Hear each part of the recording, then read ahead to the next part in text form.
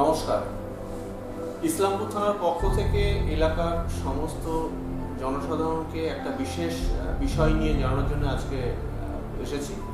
সেটা হচ্ছে বিগত বেশ কয়েকদিন ধরে দেখা যাচ্ছে, বিশেষ করে লাস্ট এক মাস ধরে অ্যাক্সিডেন্ট প্রচণ্ড বেড়ে গেছে। না SH11A যেটা রানীনগরের দিকে রাস্তাটা যাচ্ছে, দমকলের দিকে যাচ্ছে, সেটাতে তো হচ্ছেই।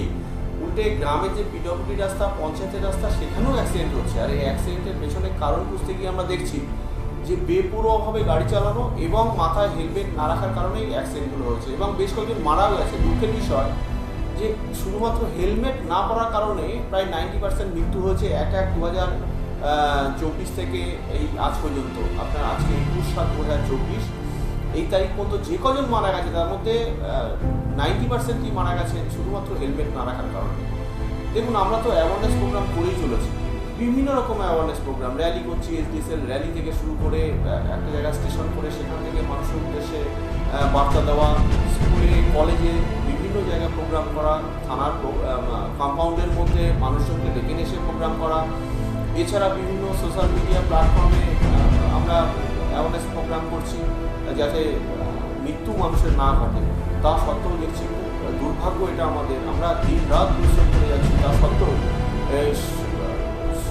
যুব সমাজ এইভাবে বেপরোয়াভাবে গাড়ি চালিয়ে কিছু মানুষ যারা রাস্তাতে গাড়ি চালিয়ে দুর্ঘটনাগ্রস্ত হচ্ছেন এবং প্রাণটা দিয়ে আসছেন।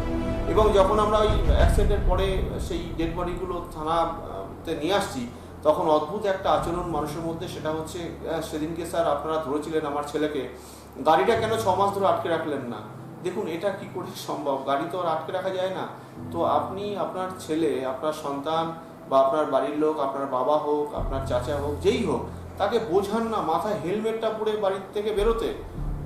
কোনো এই এক্সকিউজ দিচ্ছেন যে এইখানে দোকানে যাচ্ছি, কাছাকাছি যাচ্ছি, এতেই তো প্রাণটা যাচ্ছে। যে কটা অ্যাক্সিডেন্ট হয়েছে, কেউ তো বহরমপুরের লোক সেখানে মরেনি, কেউ তো জলঙ্গি বা করিমপুরের লোক আমাদের ইসলামপুরে মরেনি।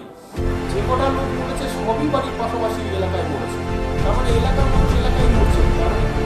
মৃত্যুটা হচ্ছে এই কারণেই বেপরোয়া চালানো, গাড়ি চালানো, আর হচ্ছে উইদাউট হেলমেটে চালানো। এর পেছনে আর কোনো কারণ নেই। আমাদের পুলিশের লোক তো এর থেকে বাঁচলো না। একজন বেয়াদবি করেছে, সে মারা গেছে, রাস্তায় চলে আসছে। এটা তো অ্যাক্সিডেন্ট তো আপনার এরকম নয় যে আপনার হাতে আছে। আপনি হয়তো ভাবছেন যে আমি তো খুব সাবধানে গাড়ি চালাই, আস্তে আস্তে গাড়ি চালাই। আপনি তো সাবধানে চালাচ্ছেন, সব ঠিক আছে। আপনার সামনে, আপনার পিছনে, আপনার ডাইনে বাইরে যারা চলছে, গাড়ি চালাচ্ছে, তারা কিন্তু করে চালাচ্ছে। তারা যদি এসে ঠিক করে, তাহলে আপনি রাস্তায় পড়ে গিয়ে পাকা রাস্তায় পড়ে আপনার মাথাটা পড়বে, তারপরে কমান, তারপর রাস্তায় যাবে। আর তারপরে কি যন্ত্রণা বাড়ির লোক জমি বিক্রি করছে, এই করছে, এত টাকা খরচ, নার্সিংহোমে হসপিটালে যাচ্ছে, পুরো বাড়ি যাচ্ছে, যন্ত্রণা, তার প্রিয়জন বাড়ির উপার্জন ছিল একমাত্র সেই মানুষটা আপনারা কাজ করছে, তাও বাড়িতে পারছে। বেশ, এই 2024 সালে একটা অ্যাক্সিডেন্ট আমাদের চলতে হয়েছে। যেমন বেশিরভাগ গাড়ি দেখছি যে কারণে অনেক ফ্যামিলি যারা অ্যাক্সিডেন্টের স্বামীকে হারিয়েছে, বাবাকে হারিয়েছে, সন্তানকে হারিয়েছে, তারা ইন্স্যুরেন্সে তারা পাবে। তার কারণ যেটা অ্যাক্সিডেন্ট হচ্ছে সেই গাড়ি ইন্স্যুরেন্স দিতে দেয়।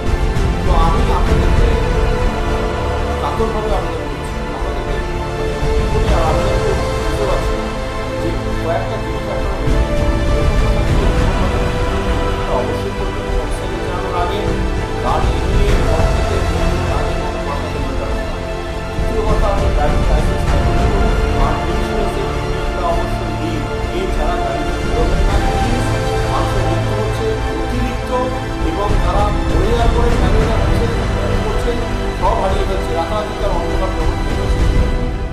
আমাদের ইসলামপুরে একজন ফুচকাওয়ালা, সে মারা গেছে, তার ফ্যামিলিটা এ দুয়ারে ও দুয়ারে ঘুরে বেড়াচ্ছে, জানেন তো। এইভাবে আমরা আপনাদেরকে আবেদন করছি, আমার ইসলামপুরবাসী খুব ভালো মানুষ এখানে যারা আছেন, তারা বোঝান মানুষকে, তাদের পরিবারের সদস্যদের বোঝান। ইয়ং ছেলে যারা এই গাড়ি নিয়ে বেপরোয়াভাবে চলাচল করে, নিয়মকানুন না মেনে চলাচল করে, তাদেরকে বোঝান যাতে এই ধরনের অ্যাক্সিডেন্টের মাধ্যম দিয়ে আপনার বাড়ির প্রিয়জন রাস্তাতে জীবনটা না দিয়ে আসে।